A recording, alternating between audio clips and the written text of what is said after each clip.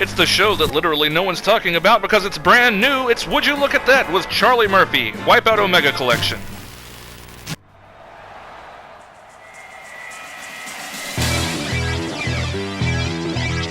Hone your skills. Look, boy, you in the danger room. Yeah, you in the danger room. Come on now. It's like a dream. Everything moving fast, but you moving slow. Change the tempo, watch, we on time. Hey, now you know. Listen to the rhythm we giving them, we bringing it with passion. Smashing, you should just move to my groove. Case in point, watch how I improve. Then the automator is ready, you know we're hater, a music motivator, and I'ma show you later. But right now we getting down. You ground, cause I surround your sound. With rhythm that's raw rhymes that really get ya. Do your silly you like a Philly and I split ya. Hit your hard style showing out. Exhale long and blow 'em out. Yeah, you in the danger room, come on now. Yeah, you in the danger room, come on now. Look, boy, you in the danger room. Hone your skills.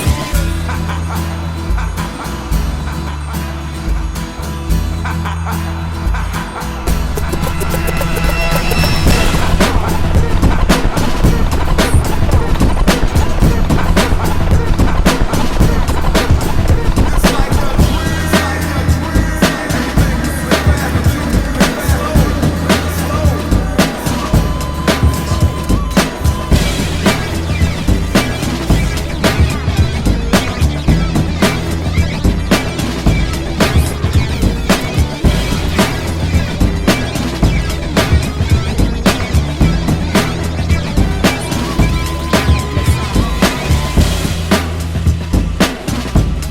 Hone your skills.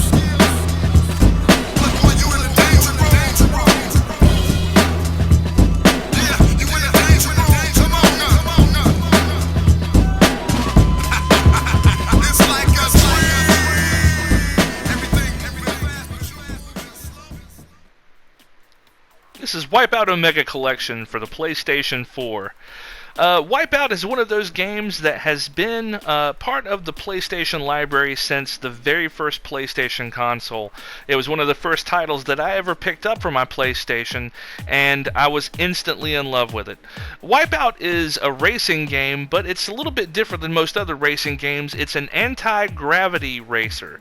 Basically, all of the vehicles in the game are anti-gravity vehicles, and that allows you to go up, down, sideways, all kinds of different interesting tracks. And it's also not just a regular racer, it's also a combat racer, which allows you to have elimination matches where the point is to take out your opponents. Regular races, it's just, there's so much in this that makes it a great title and that I love. Going to the controls, we'll take a look. Since this is an anti-gravity racer, you have left and right air brakes, which helps you take those tight turns, which doesn't start out as much of a deal, but becomes more important as you get into the faster leagues. Also, square lets you shoot your projectiles that you pick up. Circle will let you absorb those projectiles to help build up your shields.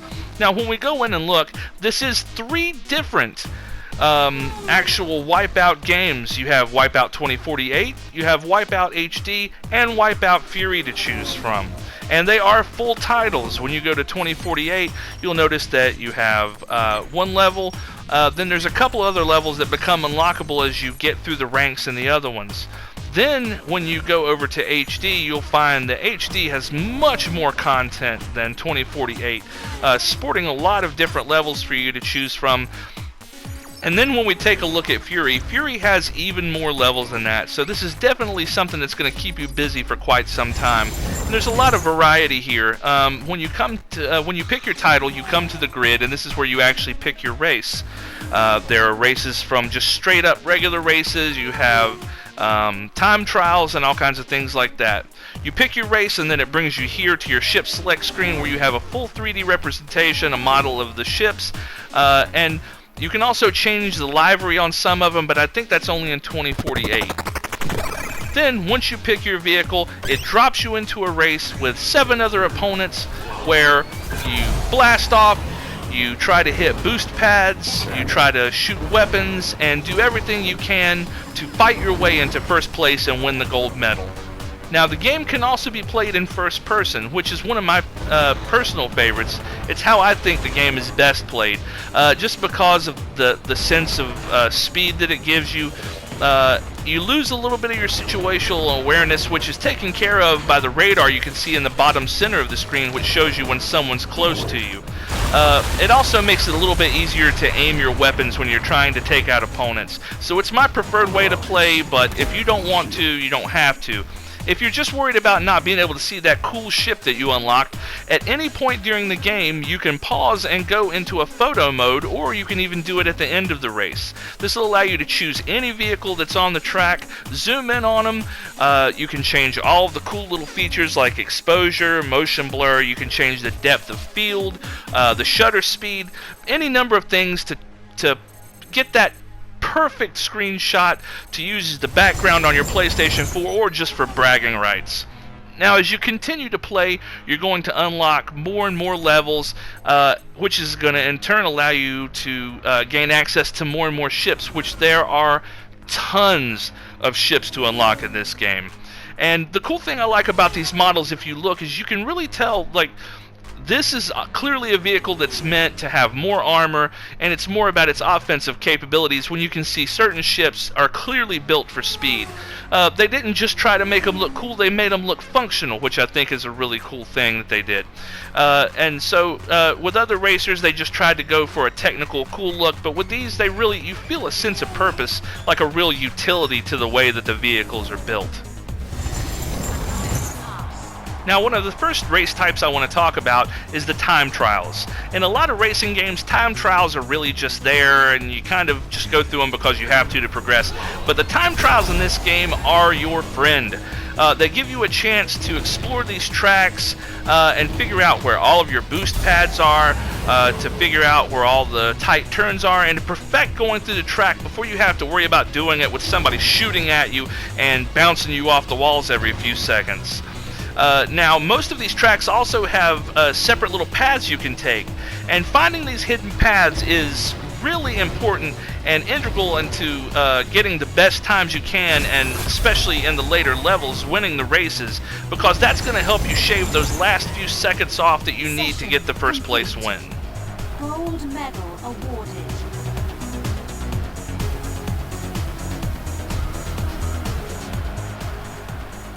As you rack up those gold medals, that's going to allow you to get the unlocks in the game.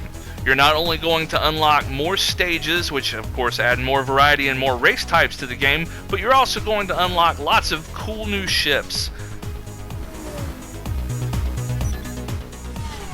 One thing that I really love about this game is that they try to keep the models for the ships interesting and different. Not every ship looks like a clone of every other ship. You can tell they're all supposed to be from different manufacturers and different corporate sponsors, and you can tell that there's a real difference in the flavor from each one.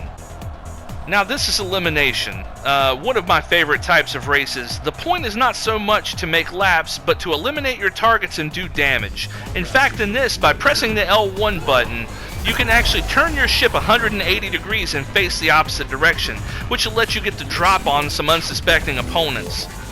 It's hard to come by ship health in this, so you have to use some of the items like you just saw me use a health drain there, which will also allow you to drain their shields low enough to get that elimination, which feels so awesome.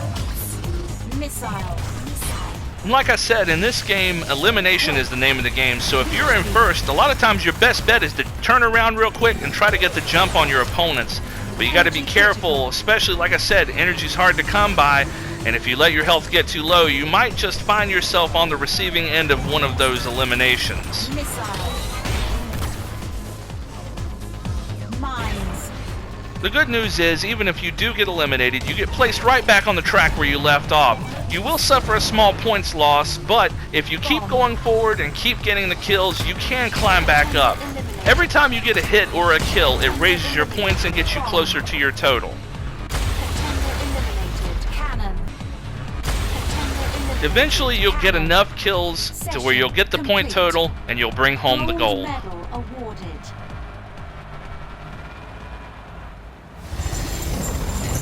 Now, with all that being said, what else could I possibly have to say to convince you of this game's worth? This game, with all of its dozens and dozens of unlockable ships, tons of different races, and no DLC in sight in a world of games soaked with DLC and microtransactions and loot boxes, what else could I possibly have to say to convince you that this game is worth picking up? What if I had 2 more little letters?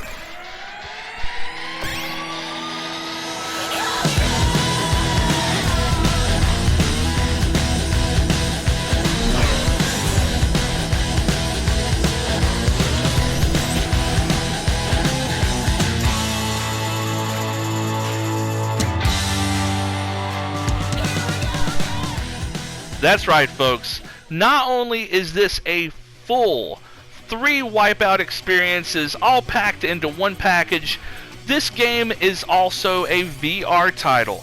The entirety of this game is playable on PSVR. There's lots of VR options in the menu that you can choose from. Most of them are just quality of life things.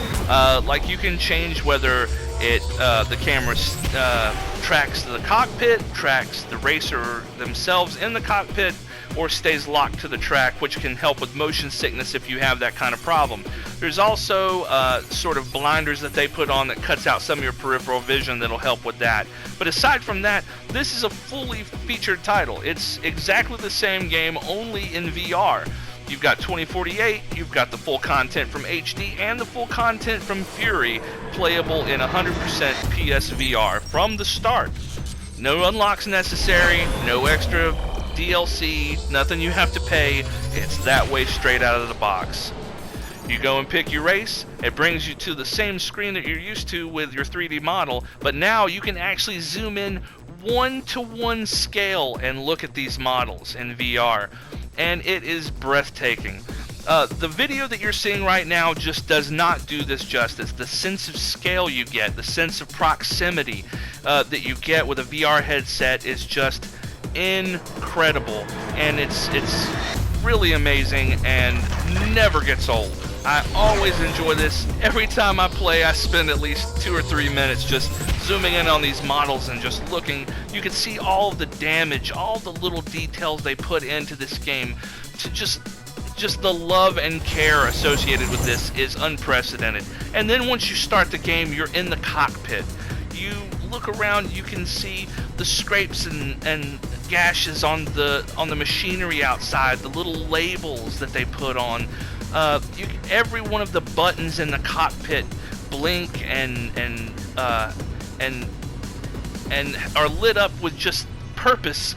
You can see all the stitching in your uniform. You can see the emergency hatch release handle between your legs, the buttons on the joystick. Just so much love was put into this title, and that's what makes it stand out so much, and that's why I had to make a video about it.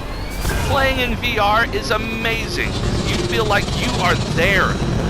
Wearing your headphones, you hear the engines hum behind you, and you feel the proximity of all the racers. You feel when they bump into you. You feel like you're turned sideways on this giant track from the future. It just... words cannot describe it. If you have access to a PSVR, or if you've been thinking about getting one, this title would certainly sell me on VR, especially after playing it, because not only is it a PlayStation VR title, but it's also just a regular PlayStation game. It's everything you could possibly want out of one title.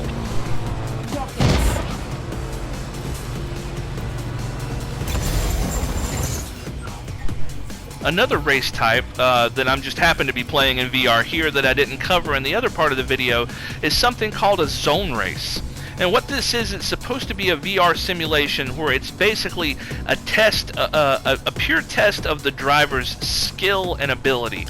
And in this, the point is you start out at the slowest possible speeds. You start out at the very bottom. You see there, it shows the D-class speed on the gauge in the center console. Then as you go and build up speed, every time you get to top speed for that class, it's considered accomplishing a zone. And if you look to the left, you'll see zone 1. The gauge will blink and then the speed will pick up slightly. And then you'll get to top speed again, the gauge will blink, and now you're in C class. And as you continue, the speeds build more and more until the point to where it gets to where you are going ridiculously fast. But this is also a good way to learn tracks as well, because it starts you out so slow and then makes you incrementally get used to taking tighter and tighter turns at higher and higher speeds.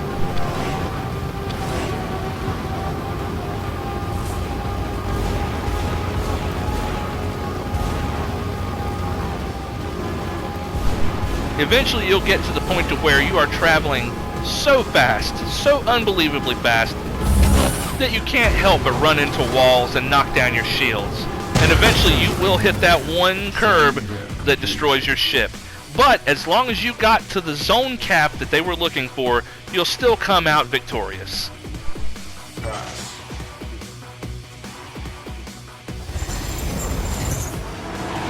What more can I say about this title, folks? Wipeout Omega Collection is a must-have if you own a PlayStation. Even if you're an old school fan of the series like me, or if you just want a good quality racer with tons of content, PSVR compatibility, and like I said, no DLC, none of that gimmick BS, just a good quality game where you get everything up front, Wipeout Omega Collection is an absolute must-have for any PlayStation 4 owner. Thank you for being with me, folks, on this first of hopefully many videos. If you enjoyed it, remember to subscribe, share, and like and comment. It really helps my channel out. Thank you so much.